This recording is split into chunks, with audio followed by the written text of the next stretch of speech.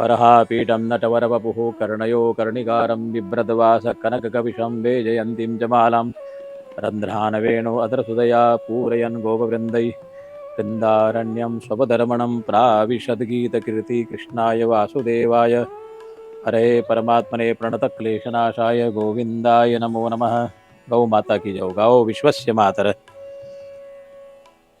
भगवान बालकृष्ण की गौमय माता की अनुपम कृपा, अनुपम छवि इस धरती के ऊपर यदि सबसे बड़ा यदि ऋण है मनुष्य के ऊपर, तो सबसे बड़ा ऋण गौ माता का है। भगवान गोवर्धन पूजन करके संपूर्ण धरती के लोगों को गौ माता के लिए एक ही प्रेरणा दी कि सभी लोग गौ माँ की सेवा करें, आराधना करें, गौ माता का ध्यान करें। इनकी जीवन के अंदर मनुष्य का जो जीवन है वो आश्रित है गौ के ऊपर, क्योंकि जितने भी पेय पदार्थ है, दूध, दही, मक्खन, घी इत्यादि जो भी पदार्थ मिल रहे हैं, इन गौ माता के आशीर्वाद के द्वारा हमें मिल रहे हैं, प्राप्त हो रहे हैं। भगवान बालकृष्ण जब शिशु अवस्था के अंदर रहते हैं, आप लोगों सब लोगों ने सुना है कि भागवत के अंदर पूतना का वध करने के पश्चात संपूर्ण ब्रजवासी भगवान बालकृष्ण को पूतना के देह से उठा करके लेके आते हैं और उनका शुद्धिकरण करते हैं गौमूत्र के द्वारा, गोबर के द्वारा। लेकिन फिर भी जो गोपियां हैं, वृद्ध माताएं हैं, गोपियां हैं, उनको मन के अंदर ये शंका रहती है कि हमारे कृष्ण के ऊपर उस राक्षसी का कुछ अशुद्धि भाव है, उस पूतना की हमारे बालकृष्ण के ऊपर नजर लग गई है। तो नजर को उतारने के लिए, परमात्मा के कष्ट को दूर करने के लिए, परमात्मा के दुख को हल्का करने के लिए गोपियां भगवान बालकृष्ण को गौशाला के अंदर लेकर के जाती है। और गौशाला के अंदर लेकर जाकर के भाव क्या है, तो गौ माता की जो पुछ है, गौ माता की पुछ भगवान श्री कृष्ण के सिर के ऊपर घुमाती है और भगवान बालकृष्ण को गौ के नीचे से निकालती है, ताकि जो विपरीत जो ग्रह है वो उनके अनुकूल हो। जितने भी दोष वगैरह चल रहे हैं, जितने भी आदि व्याधि है हमारे कन्हैया की, संपूर्ण आदि व्याधि दूर हो। इस प्रकार का जो संदेश पूतना के वध के पश्चात भगवान श्री कृष्ण की लीला के द्वारा जो दिया गया है, भगवान वेद व्यास धरती के लोगों को यही संदेश देना चाहते हैं। यदि आप गृहस्थ में रह रहे हैं, अपने बालकों को स्वस्थ रखना चाहते हैं, बालकों को आगे उन्नति की शिखर के ऊपर यदि आप पहुंचाना चाहते हैं, तो श्रीमद् भागवत का 10वां स्कंद ये पूतना लीला के द्वारा ये मन के अंदर विचार करना कि आप अपने बालकों को स्वस्थ यदि रखना चाहते हैं तो गौशाला के अंदर लेकर के आए। गौ माँ के पुच्छ के अंदर वो इतनी अद्भुत शक्तियां हैं जितनी शक्ति ब्रह्मांड के अंदर कहीं पर नहीं है। गौ माता के शरीर के ऊपर जो स्तंभ है, ये स्तंभ क्या है, यह सूर्य भगवान सूर्य नारायण के द्वारा ये संपूर्ण किरणों को अपने भीतर ये इकट्ठी करती है और इकट्ठी करके जो भी गौ माता के समीप के अंदर पहुंचता है, वो समीप के जिस प्रकार सूर्य के द्वारा अंधकार दूर हो जाता है, उसी प्रकार यदि आप साधारण भाषा के अंदर यदि हम कहना चाहें, आपके जितने भी दुख, तकलीफ, कष्ट, जितने भी अंधकार है, वो अंधकार केवल गौशाला में प्रवेश करने के साथ के अंदर मिट जाता है।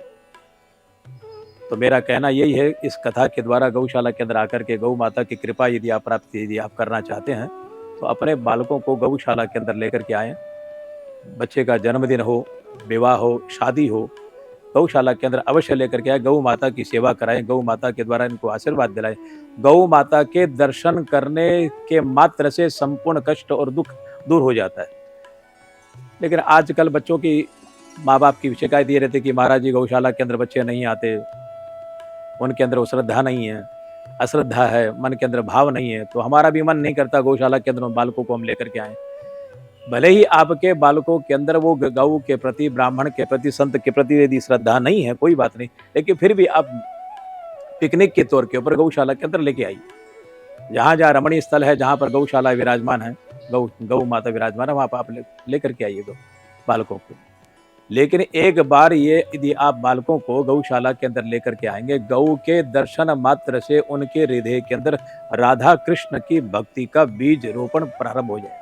आप केवल लेकर के आइए। क्योंकि भगवान श्री कृष्ण श्रीमद् भागवत के अंदर यदि कहते हैं साधुओं से, संतों से, महात्मा से कि मेरी दो दासियां हैं, एक मुक्ति है और एक भक्ति है। मुक्ति को यदि प्राप्त करना चाहते हो तो आपको नाचना पड़ेगा। बार बार के अंदर, जगह जगह पे जाकर आपको संसार के अंदर नाचना पड़ेगा यदि मुक्ति को आप यदि स्वीकार कर रहे हैं। लेकिन भगवान श्री कृष्ण कहते हैं कि दूसरी है मेरी भक्ति। यदि भक्ति को यदि प्राप्त करते हो तो उस भक्ति के द्वारा मैं नाचता हूं। भगवान भक्ति के वश में होकर के स्वयं नृत्य करते हैं। आज संपूर्ण ब्रजवास भगवान ने 11.5 वर्ष तक श्री धाम वृंदावन में ब्रजवास किया है, केवल गौशाला के लिए, गौ माता के लिए।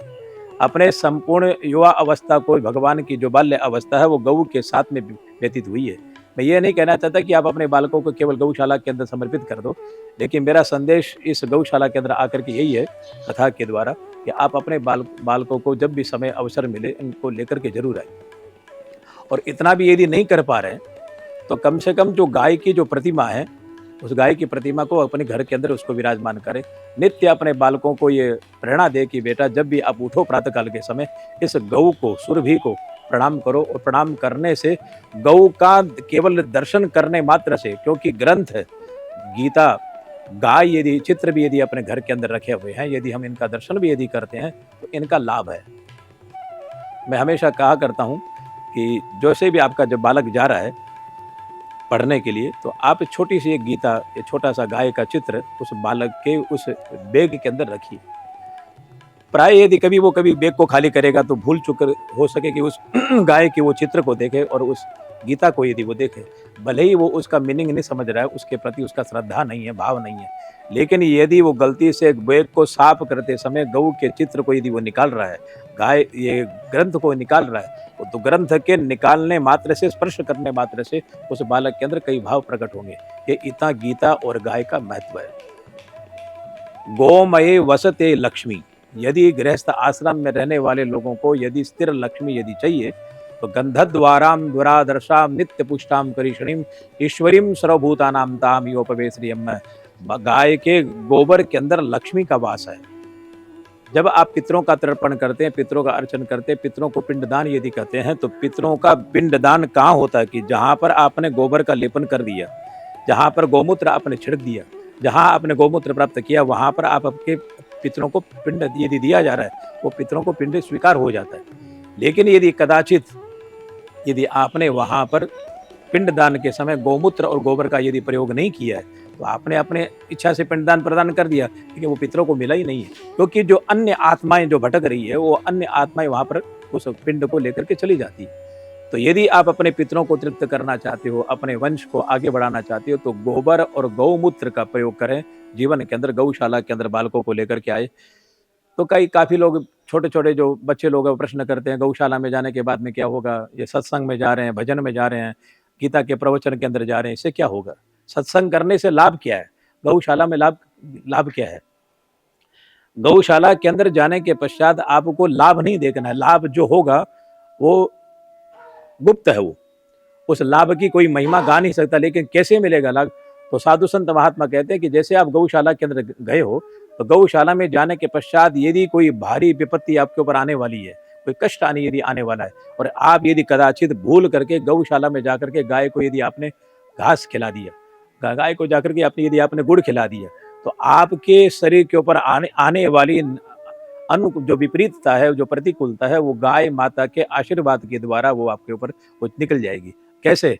कि जिस प्रकार पहाड़ की चोट लगनी है, एक पहाड़ का टुकड़ा लिया और पहाड़ का टुकड़ा लेकर के आपके सिर के ऊपर यदि कोई मारे, तो उसका परिणाम क्या होगा कि आपका मस्तक फट जाएगा। लेकिन यदि वही पत्थर को हटा करके वहां पर रुई का पहाड़ बना करके, रुई का पत्थर बना करके यदि आपके सिर के ऊपर यदि कोई फेंक रहा है, आपके शरीर के ऊपर चोट जरूर लगेगी, लेकिन खून और रक्त नहीं बहेगा। तो केवल सत्संग करने से और गौशाला के अंदर गौ माता का दर्शन करने का लाभ इतना ही है कि आपके ऊपर जीवन के अंदर कष्ट भी आएगा, विपत्ति भी आएगी, कष्ट भी आएगा, लेकिन वो हल्के के होकर के वो निकल जाएगा। आपको महसूस नहीं होगा जीवन के अंदर कि कितना कष्ट आया, विपत्ति आ गई।